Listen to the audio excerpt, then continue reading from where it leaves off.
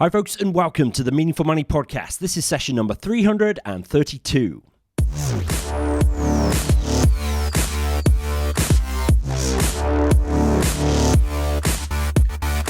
This is the podcast dedicated to helping you put your finances in order. My name is Pete Matthew, and I'm going to be sharing with you everything you need to know and everything you need to do to secure your financial future.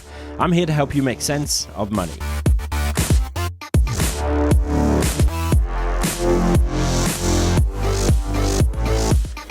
Here we are. Great to have you with me. I'm recording this after coming back from holiday. So if you're watching the video, I'm looking more tanned than usual.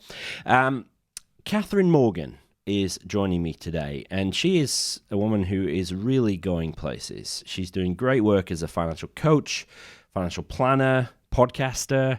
I'm telling you, she is tireless and is doing amazing work. So I wanted to get her on the show really to help us spread the message about what she's doing, particularly in the field of financial well-being and coaching for women. So looking forward to having her on the show today.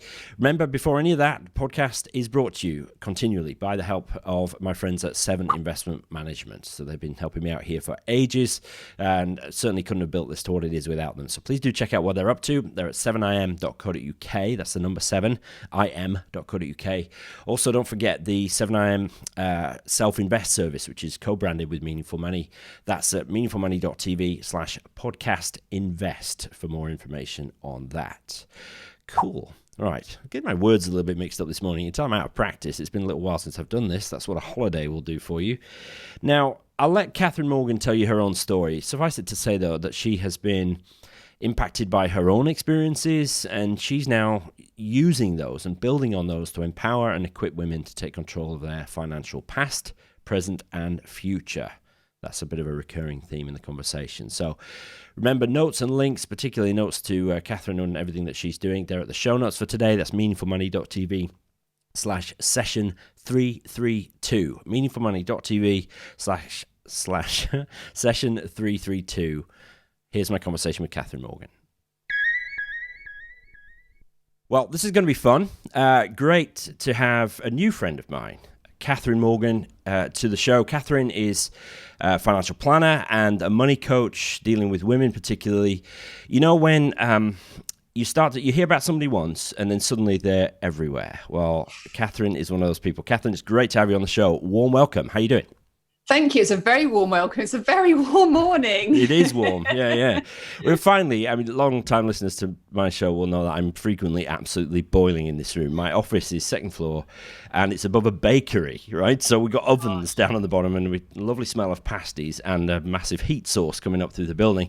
But I have invested in an air conditioner, but obviously I can't have it on when I'm recording because it's too noisy. But anyway, where are you speaking to us from, Catherine? So I live in a little village on the outskirts of Milton Keynes. Ah, okay. So quite a long way from you, Pete, but... Yeah, I'm heading up your way shortly to see some clients, actually. So maybe we should grab a coffee. Pretty central, pretty far, as far away from the coast as you can possibly get, to be honest, but quite central to the country, so that makes traveling quite easy. Useful. Central is not a word you'd ever use of Penzance. Now, No. Catherine, you and I met at our mutual friend Andy Hart's Humans Under Management conference, where I spent the morning calling you Caroline, which is to my eternal shame. But you very graciously put me right. Now, and again, I mean what I say, because it's like, oh, yeah, Catherine Morgan. And suddenly, I follow you on Facebook and on Instagram and stuff. And suddenly, I'm very aware that you're doing brilliant work and that you're extremely active and getting a really great positive message out around finance. So really just wanted to find out more about what you're up to today. So first of all, can you just give us a bit of a bio, who you are, sort of how you got to this point, really? Yeah, sure. So a short whistle-stop tour, should I say, around my bio. So I've been in financial services since I was 18. I basically followed my sister into the profession because I had no idea what I wanted to do. I had a place at uni to do law, and my boyfriend didn't want me to go away, so I didn't, and just ended up falling into the career. And from that point onwards, really, I spent almost 20 years in the banking sector. So I worked through pretty much every role: cashier, mortgage advisor, investment advisor. And then around 2007, my fiance at the time and I went over to the Channel Islands and spent 5 years out in Jersey, which was just amazing. And it really opened our eyes up to quite a number of quite life-changing events, actually, for us. one of which we got married over there. We had our first son over there. And it was kind of at that time where I started to get a little bit kind of lost. I sort of felt like I was doing a good job and I really enjoyed what I did, but I just felt there was a bit of a disconnect between the work that I was doing and how I actually felt in terms of serving my purpose. And there was one particular moment when I was over in Jersey when it was actually coming up towards my birthday. This was in 2016 and 2006. Sorry, what am I talking about? 2016. I'm 10 years ahead of myself. And I walked into a coffee shop one morning and I picked up this leaflet about personal styling. And I went home to my husband and I said, I'd love to have one of these personal styling sessions done.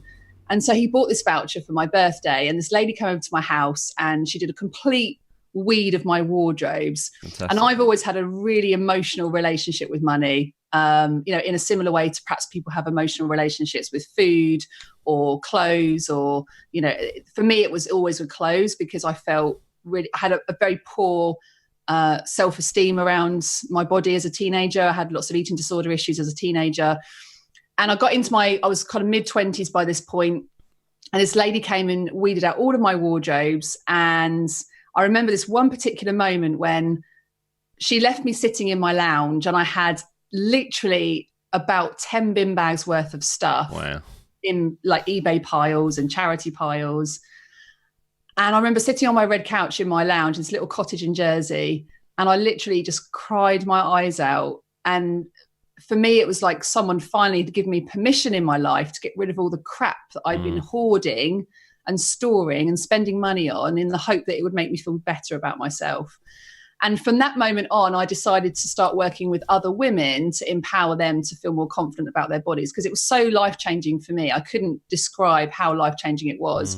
I suddenly started to actually look at myself, my self-worth, rather than trying to copy everybody else and trying to live it up to other people's expectations, and suffering from this kind of curse of comparatitis where I was spending all of my money on stuff and clothes because I was trying to make myself feel better and compare myself to what other people had. And obviously I was in my mid-20s earning a good money, but I was comparing myself to people that were way wealthier than I was, in better jobs or running their own businesses. And it made me massively overspend and go out of control with money. So at that point, I decided to work with women on a side business in personal styling. Okay. And I qualified to do it. I set up my own business. And that's really where I first started to get this idea that there's something in this. There's something in this ability for women to be empowered, to be more confident. And when I was doing this on the side whilst I was working at the bank. And then when I was going into the bank, I was feeling this big disconnect of focusing on selling products. That's what we were targeted to do. How many products can you sell? How many clients can you see every day? And so from that moment onwards, when we came back to the UK 5 years later, I then decided that actually this wasn't really the sort of work that I wanted to be doing, and I wanted to focus on empowering more women. So my journey from that point kind of came out of the banking industry and then into the work that I'm doing now. So tell me about that then. So you run your own financial planning business? Yeah, so I run my own financial coaching practice, and then I also still work as a regulated financial planner, and I work with a gentleman called Rohan Sevajoti in his business Postcard Planning. Okay, right.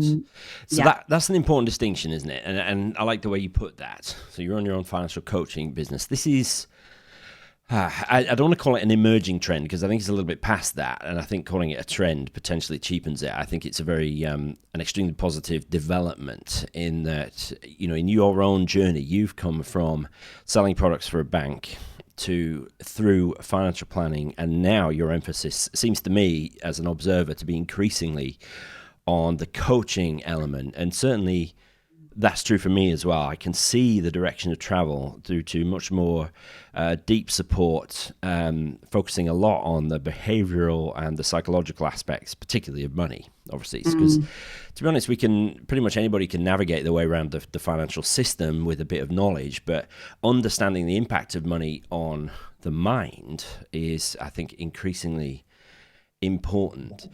So why do you think it is? Why do you think it is such a big deal? And why does money have such a huge impact on our psychological well-being, do you think? It's because money isn't money. Money, if you strip it right back, money is it's a tangible thing. It's a physical thing. It's a coin or it's a note, but it's the emotion behind it that drives how we behave around it. So, for example, I often talk with the ladies that I coach around how we can't just implement practical money management systems, for example, or learn how to invest if we don't actually understand what our relationship with money is first. Because you could have the most rocking financial plan in place, but unless you've got the right behaviors behind it and the right habits behind it, it's not going to stick. So for me, you've got to explore this concept of financial past before you get into financial present, to look at how to manage your money, to then look at financial future and in terms of how do you build wealth. So for me, it's this kind of clear 3-step journey. But if you think about from a behavioral perspective, it's the thoughts that we have around money that trigger the emotions. And then it's the emotions that we feel around money that trigger the behavior. So if that thought process that we have around money is negative, because maybe we've grown up believing or hearing or seeing through our parents or people that have been important to us in our life growing up, that money is maybe fearful or scarce. So many of us have heard these messages like money doesn't grow on trees. You just have to work harder. I was talking to a guy on the train last night at midnight coming back from London, and he was saying that he doesn't like the school system because it just teaches children to just work hard. Work harder to get the qualifications. And what message does that teach us? It teaches us that we just have to work harder. So therefore, if you grow up with this message, if you're running your own business, for example, you're on this constant treadmill of, I just need to work harder. And then we get into exhaustion and burnout. And then we don't have time to deal with our finances because we feel massive amounts of overwhelm. And then that drives how we behave around money. It may mean that we just bury our heads in the sand because we feel so overwhelmed. So I think it's really important to go back and think about what are the thoughts that we resonate with money, and what emotion does that kind of bring up for us? And then how does that actually drive the behaviors that we're making? And if we can change that, then we can start to change some of the habits and the behaviors that are not serving us. Some of those behaviors will absolutely serve us as a positive, but some of those will serve as a challenge. So are you happy then to sort of walk me through the process that a client of yours might go through, how you sort of interweave the coaching bit and the sort of practical planning part of it? Can you just sort of walk us through it from start to finish roughly? Yeah, so this has kind of been a kind of developing framework, I guess. So I've been coaching now for almost 2 years, and this has been a kind of developing process. But at the moment, I typically work with someone. If I was working with someone on a one-to-one basis, we would work together over a 12-week period. And every 2 weeks, we would jump on a call like we're doing today on a Zoom call. And we would start off by exploring your relationship with money. So I have a number of tools that I use to do that. So we do a quiz initially. We make it quite fun, quite engaging. And there's quite a lot to be said around actually the power of using kind of gaming type software to actually look at some of this, because it can get quite sensitive for people to even just be talking about their feelings around money. So we start with that, and then we actually open out a conversation about your earliest experiences around money. So typically I'll be asking questions, Pete, of things like, what was your earliest experience around money? What sort of things did you hear? What sort of things were said to you? What sort of things were not said to you? And then we kind of start to pick it, sort of open it out, if you like. And I generally share with clients the iceberg image of thinking about what sits underneath the surface, what's in our subconscious belief system, and how is that impacting on your rational thoughts and your emotional thoughts. So we spend quite a lot of time talking about earliest experiences around money. And then generally where I take that is we take what are the strengths of having those kind of messages growing up around money? What things is that giving you in terms of positivity in your life and how you engage with money? And then we spin it, and what are the challenges that creates for you?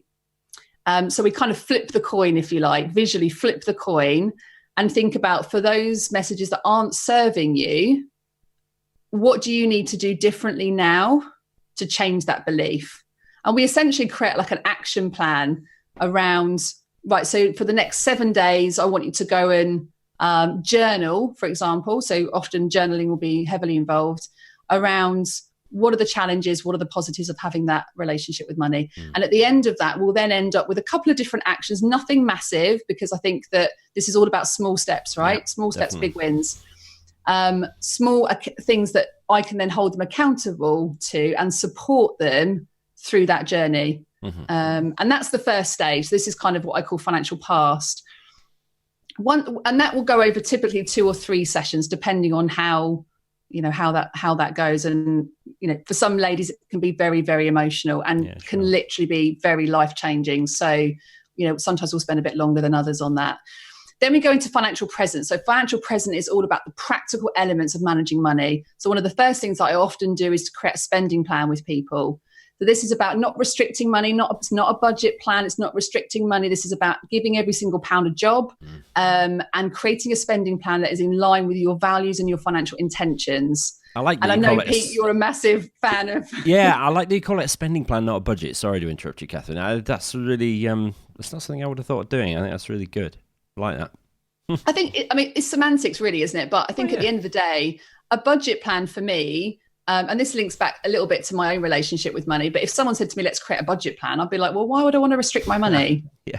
Because I work hard for it. So I want to be able to spend it on myself. And I think going back to this exploration of people's relationship with money, a lot of women that I coach are completely opposite to me and find it very difficult to spend money on themselves, because they have this very giving attitude towards money, that they should look after everybody else first before themselves. And this is very typical of a codependent relationship, or somebody who's maybe a mother, and that they find it very easy to spend money on other people but not for themselves. So often in their spending plan exercise, we may create them a treat fund and use this kind of principle of mental accounting. Yep. So by giving a particular intention and purpose to a specific pot of money, mentally it helps us to relate that pot of money for that specific purpose. So those are the kind of things that we would run through in the financial presence scenario. One of the things that we also might do is use a little bit of cashflow forecasting to generate a very basic plan in terms of where are they headed, because a lot of the time we're very overwhelmed about, well, how much should I be saving, or where am I actually financially right now? Am I going to be okay for the future? And this isn't about products at this stage. This is just about looking at, what do you currently have in place? What do you need to have in place? Where's the gap? And at that point, that's normally then when I would then either hand that relationship over to a financial planner, and then they would source the products that the client needs, or I might then take that into the regulated business and we would then look at that for the client. Or they might go and do it for themselves. We might educate them and get them so empowered that they're just very happy to go off and choose a robo-advice proposition, for example, or, go out and actually do it for themselves. Cool. So that's the financial present stage. And then financial future is kind of built into that, really. The financial future is about mapping out where they are, where do they want to be, what people do they need on their boat. So I think what's really important to think about is, all of us are on this journey. We're on a journey, right? Money is part of a journey, and we can't do this by ourselves. We can't navigate our own system. And even for me, I have my own financial planner. I can't navigate my own system. I have to be challenged. So one of the things that we do is think about, who do you need on your boat to go forward into financial future? Who supports you financially? Who supports your well-being? Who supports your mental state? Who supports you when you want to have a whinge about your partner? Who supports you when you are struggling in business? So it's this, what I call this conscious network design. We need to design a conscious network of people around us that can help to support us for our overall financial well-being. Okay. Do you get many people whinging about your partner? Probably do, don't you? A lot, but I try and steer them very positively in terms of channeling that energy. But yeah, gosh, we all do it, don't we? Yeah, for sure. That's fascinating.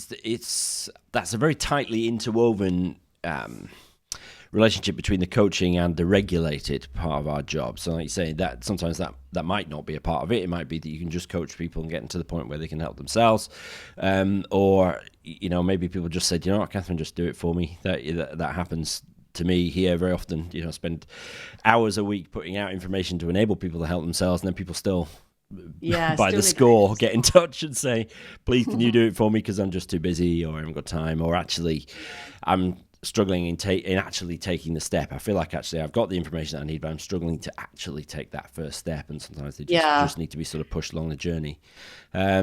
It's a real privilege what we do, isn't it? It is. And I think going back to what you were just saying there, I think I'm a big believer in that when you're coming up to retirement or a really big change in your life, a divorce, retirement, something that's major, I'm a huge believer, and at that point, that is when you do need to seek financial advice. You need to have other people in your boat at that point.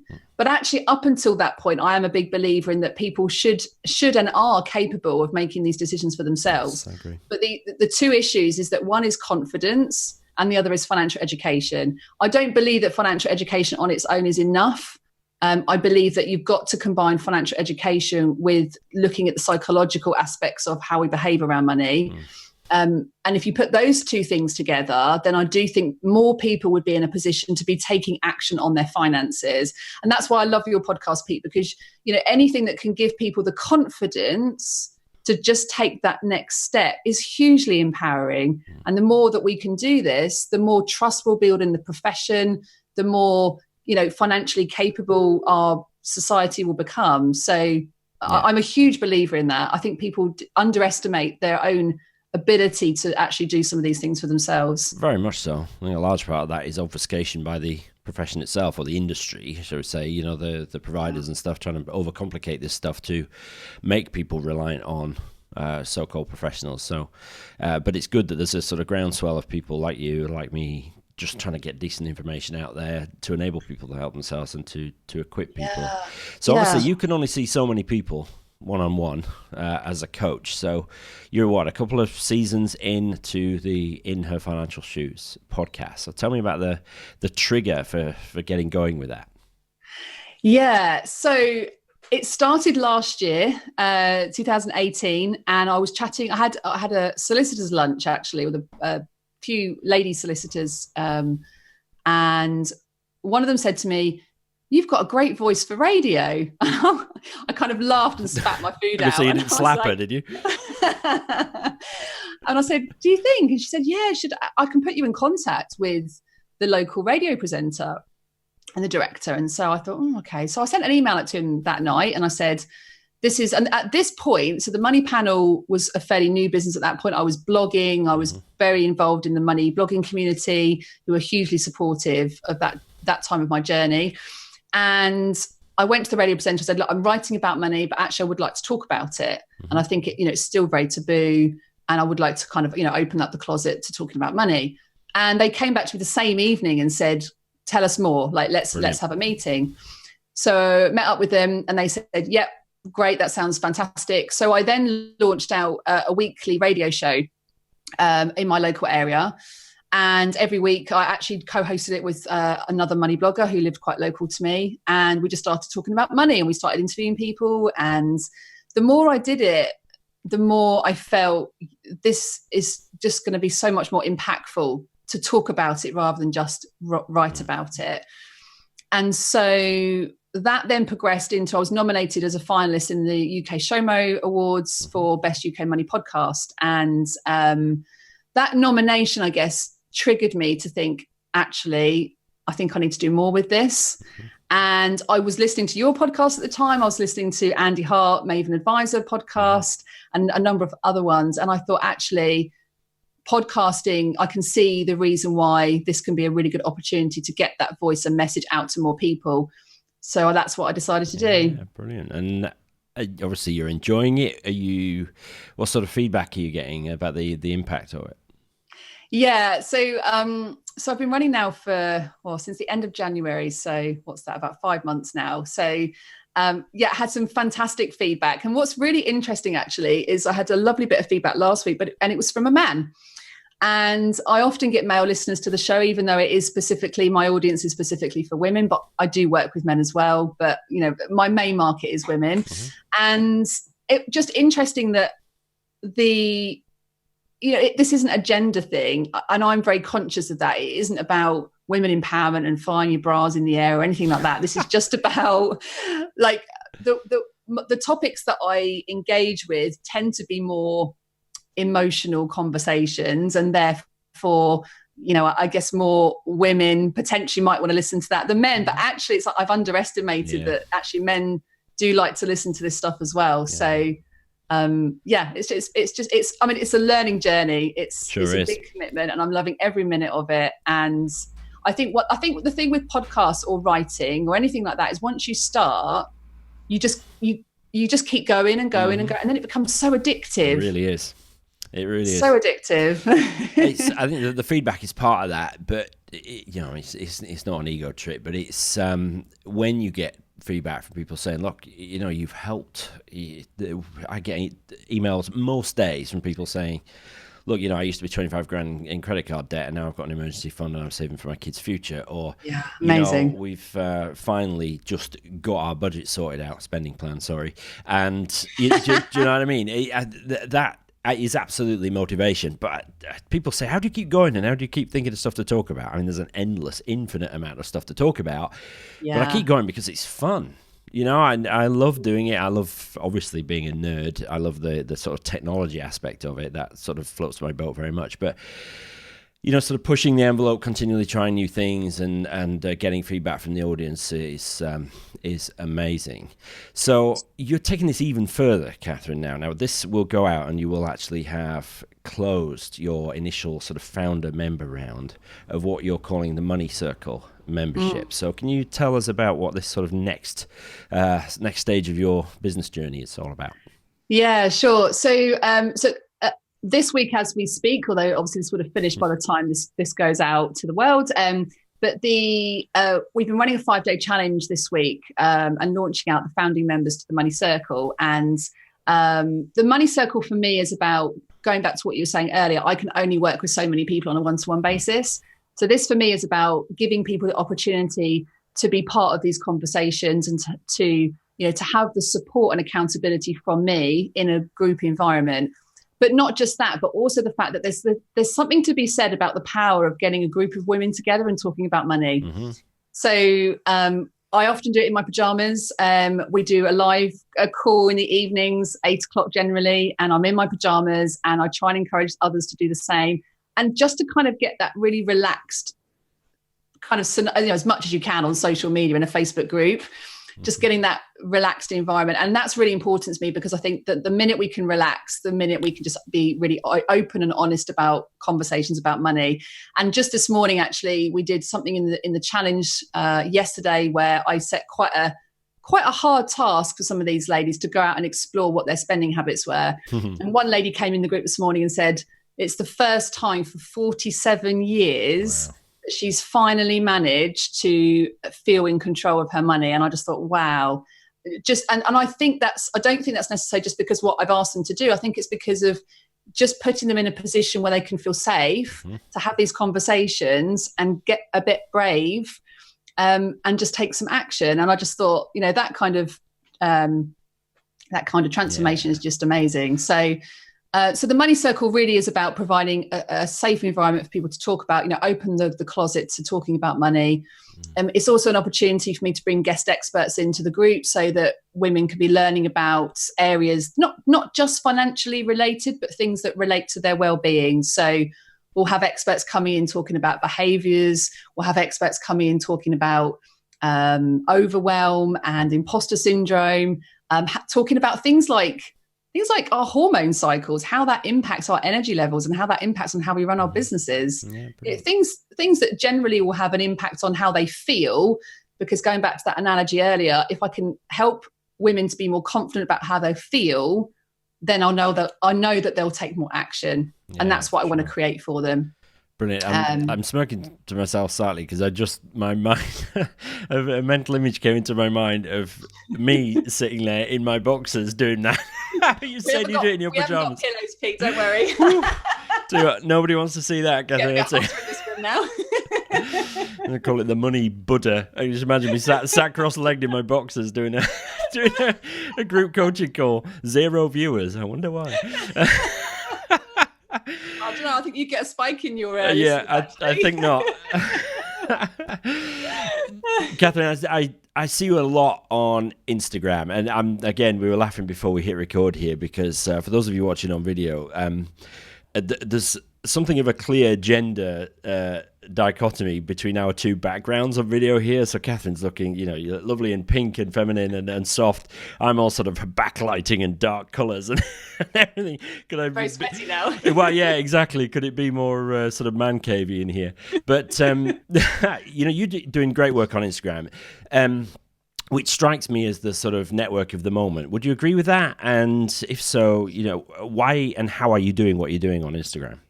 That's really interesting. I would say, so for me, Facebook has been like my place, my platform for the last 2 years. So I'm trying to kind of branch out more into LinkedIn and Instagram.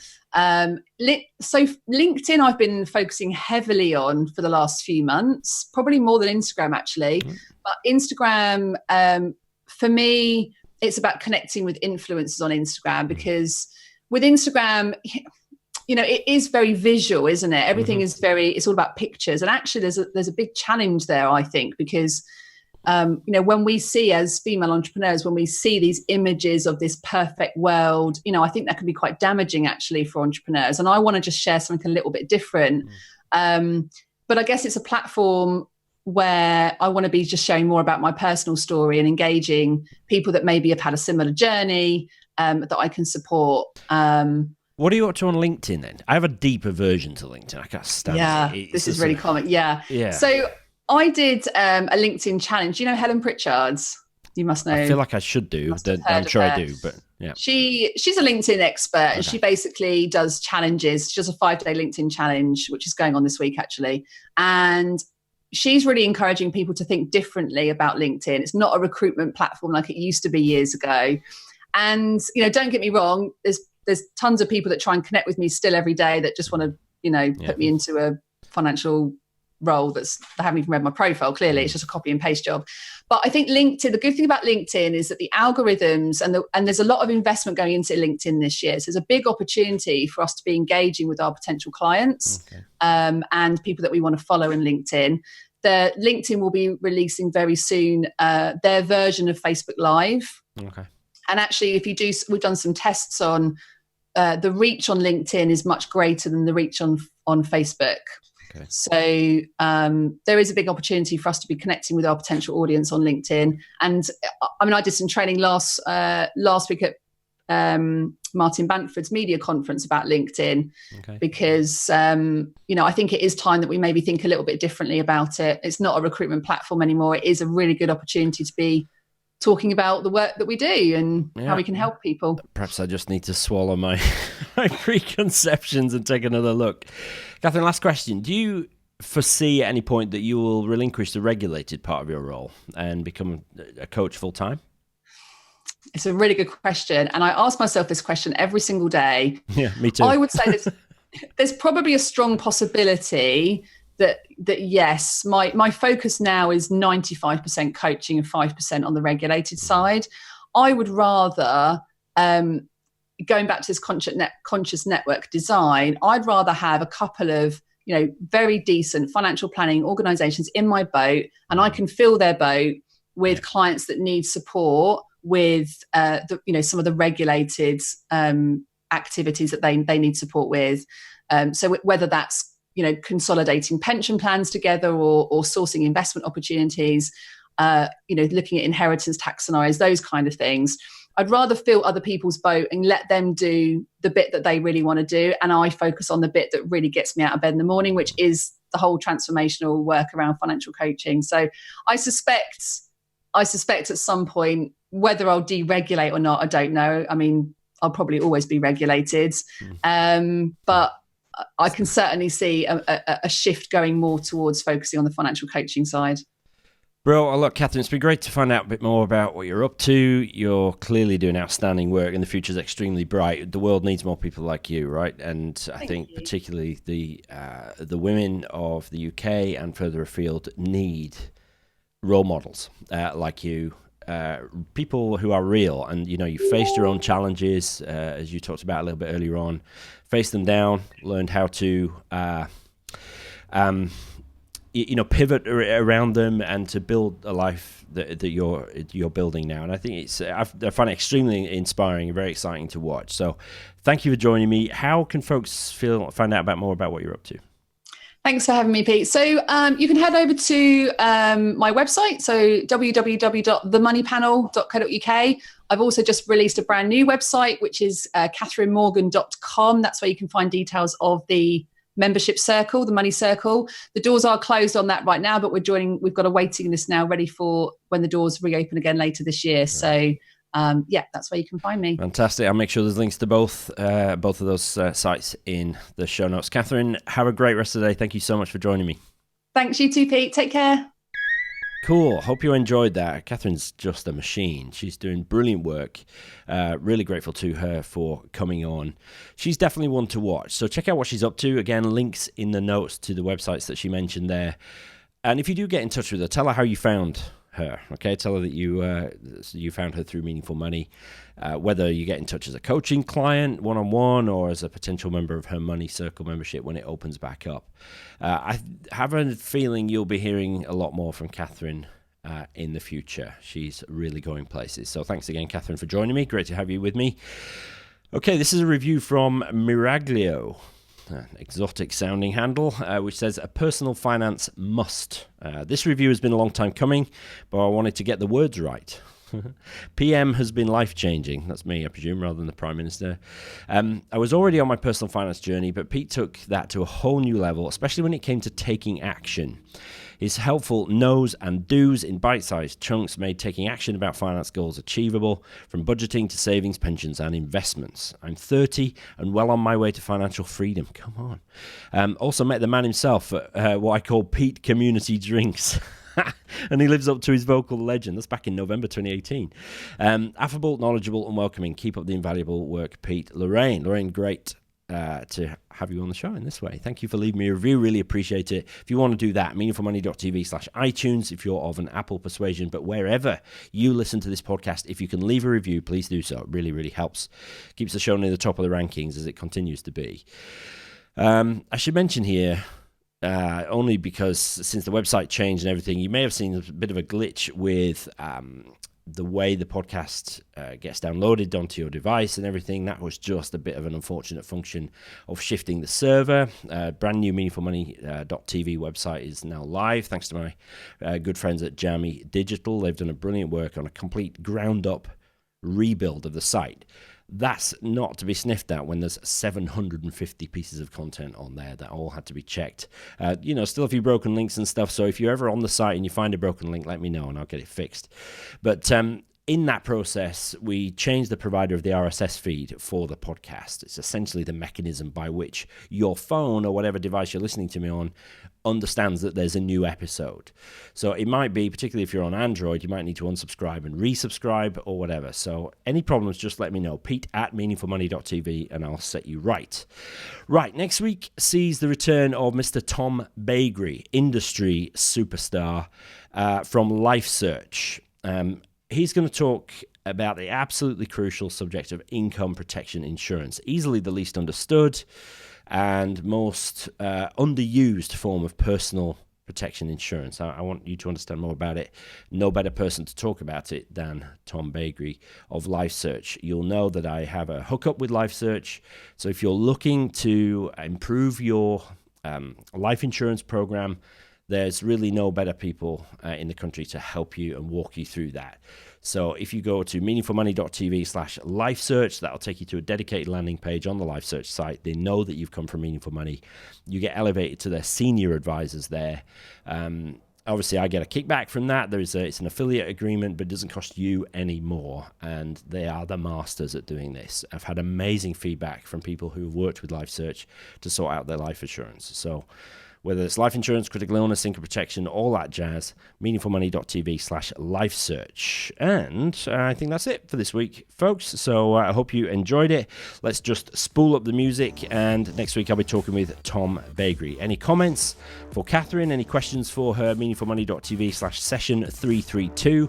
That's the show notes for this episode. Links are in there as well. Hope you enjoyed it, folks. My thanks again to Catherine Morgan. I'll talk to you next week. Cheers.